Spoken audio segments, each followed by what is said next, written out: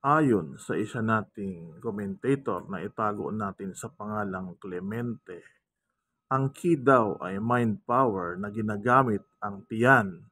So, may katotohanan nga ba yan? Ano ba ang ki? Pag-usapan natin yan.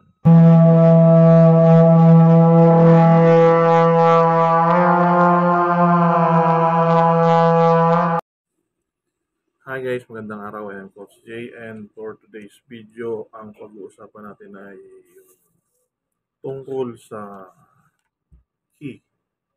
Kasi may nag-discuss kanina, kagabi pala kahapon. Medyo hindi ako mga move.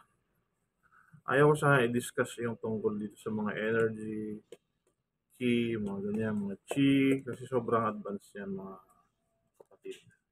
Pag nag-aaral ka na yan sa martial art, ibig sabihin nasa advanced level ka na.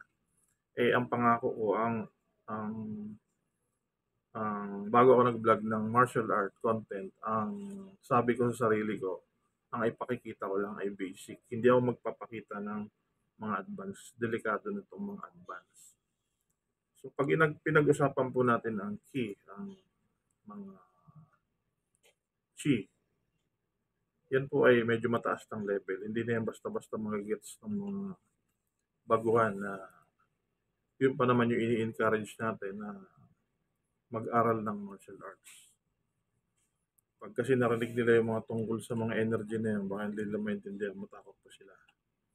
Kaya lang, meron mga, hindi ko alam na sa martial art pala, meron rin mga charlatan, kung ano-ano, kung ano-ano yung mga delusyon nila patungkol sa ki.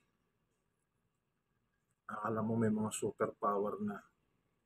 Okay, so ano ba yung ki? Yung ki, Ki, chi, chi sa mga Chinese, yan yung terminology na ginagamit nila patungkol po sa energy or enerhiya. Kung narinig nyo na yung mga sinasabing dito, inner chi, mga gano'n. Pag chi, ang gumagamit niya yung mga Chinese, kaya nga may Tai Chi, gumagano'n gano'n. Sa Aikido naman, merong ki, yung mga blasting nila. Chop. Actually, matagal lang pinag-aaralan yan sa martial art. Katunayan, kung i-research yung term na Kalimasada, eh matagal na po yung pinag-aaralan sa martial art. Gamit siya sa healing, gamit din sa martial art, gamit naman yun sa pagpapatibay ng mga parte ng katawan ng tao. Bakit ba yung mga taong kayang basagin yung mga bricks? Di ba? Patong-patong yung bricks. So yun po ay may kinalaman sa energy, sa chi, sa ki, ganun. So, marami pong terminology na pinagagamitan po niya. Yun na nga, yung nabanggit na natin yung chi, galing sa mga Chinese, ki, galing naman sa mga Japanese. Sa Japanese actually marami pa sila, may Reiki. Sila tinatawag na chakra. Depende po sa practice, sa iba-iba rin po ang tawag. Pero ano po ba talaga yung patungkol? Ano ba yung sinasabi kong energy? Yun po ay patungkol sa energy aura. Energy aura or yung life force energy. Ano po ba yung life force energy? Yun po yung unseen energy na nakapalibot sa katawan ng tao na nag-distinguish ng non-living things at living things. Pati po mga puno, pati mga halaman, pati mga hayop ay meron niyan basta po nabubuhay. Pag wala na pong energy aura, wala ng life force energy ang isang nabubuhay, siya po ay madidetermine as non-living things. Tandaan po niyo, basta living things, meron po yung energy aura. Ngayon, pag halimbawa marunong kang tumingin ng aura, makikita mo yung isang bahay, yung isang poste, yung isang building, ay parang may aura. Hindi nakikita mo, ba't gano'n? Pag naituro na sa yung paraan, paano tingnan?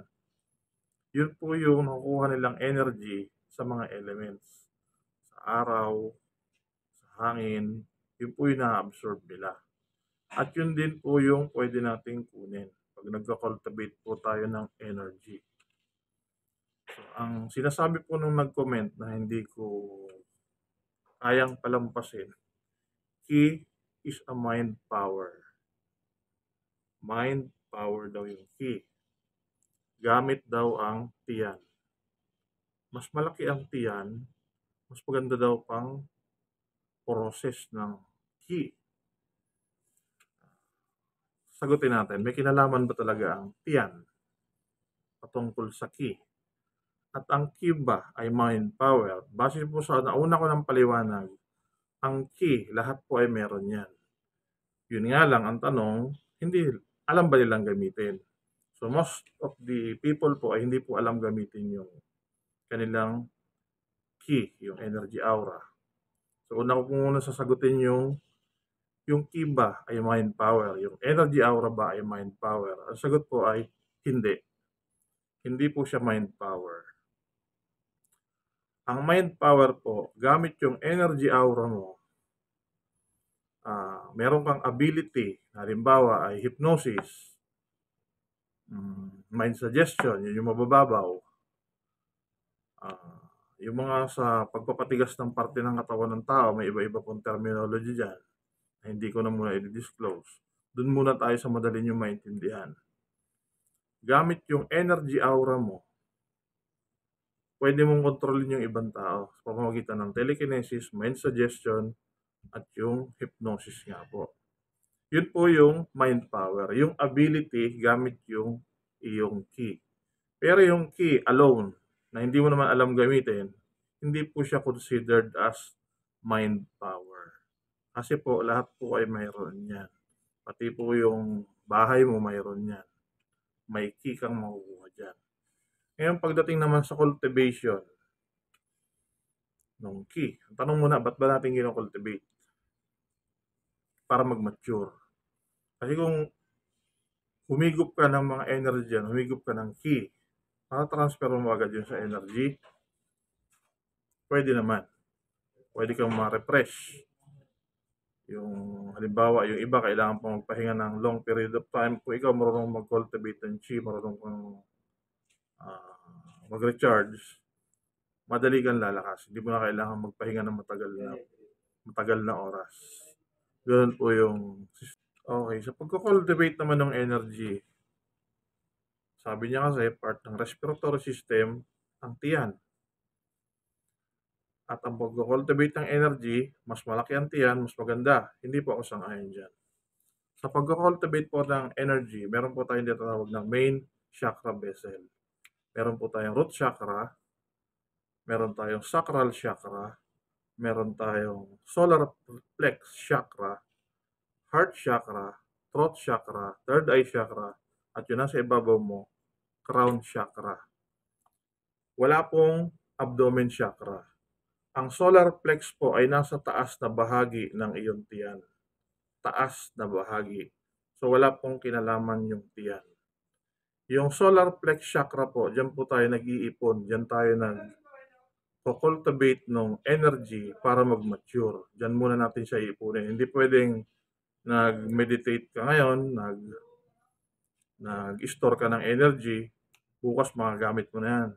Hindi po po. Kailangan po munang mag-mature siya. Pagdating po sa pag-cultivate, ulit tayo. May kinalaman ba yung abdomen? Wala po. Ang sagot ay wala. Pag sasabihin na po ng basic ng cultivation ay inhale, exhale, hindi po tiyan ang ginagamit natin panghinga. Dahil ang panghinga po natin, tandaan po ninyo, balik tayo sa grade 1, ay baga. Ang baga po ay nasa dibdib, wala po sa tiyan. Kung huminga ka, hindi mo po pwedeng gamitin panghinga yung tiyan. Pwede mo siyang lamanan, pwede mo siyang i-direct doon yung hangin. Pero, hindi po pwedeng, yun yung gagamitin mong panghinga. Ang panghinga po natin ay nananatiling baga. Ngayon, yung pag-cultivate ng energy, ewan ko sa practice nyo, kung yun ang practice nyo, di bahala kayo.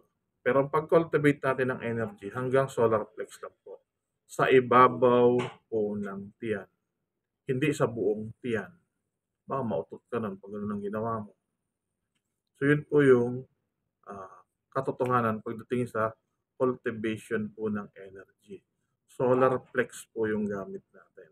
Yan po yung kauna-unahang dapat nating matutunan pagdating sa cultivation.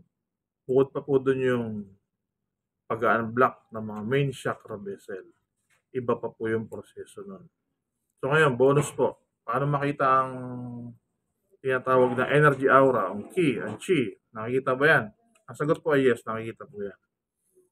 Kung gagamit po kayo ng gadget, gagamit po kayo ng thermal camera o yung infrared camera, doon nyo po madidetermine kung nasan yung energy aura ng tao.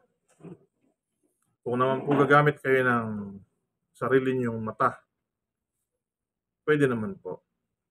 Pero meron pong procedure pa din. Kung nakikita nyo po yung parang gumaganong-ganon sa ibabaw ng kotse pagka mainit, may parang wave, gano'n. Yun po ay hindi energy aura. Ang tawag po doon ay heat wave. Pero yung pong energy aura ay halos kamukha po nun, kung makikita ninyo. Sa mga psychologist po, marunong po sila tumingin ng aura kasi pinag-aaralan po yan. Kasama po yan sa kanilang subject. Kaya nga po yung iba, pag nag-apply ka ng trabaho, marunong tumingin yan, kagaya ng mga HR, yung mga graduate ng, ang tawag dito, yung mga psychologist po, kaya po nilang makita yan.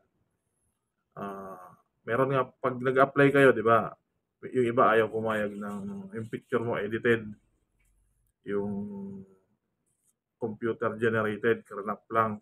Ang gusto nila yung sinatan pa rin, para kita po yung aura, doon kanila babasahin. Kung fuckboy ka, kung ano kang klaseng tao, kung anong ugali mo, makikita po yun sa kung anong kulay ng aura mo. So, ibig sabihin, posible pong makita yung aura.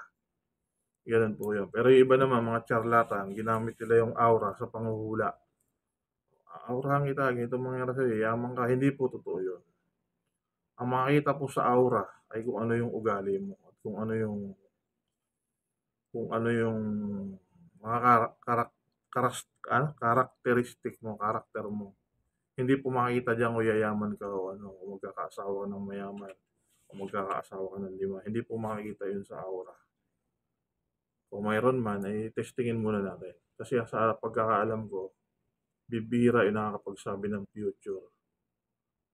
Kahit siguro mga matataas na uri ng entity, ay hindi lang masasabi sa'yo kung ano yung future mo. Kasi yun ay nakabase sa'yo.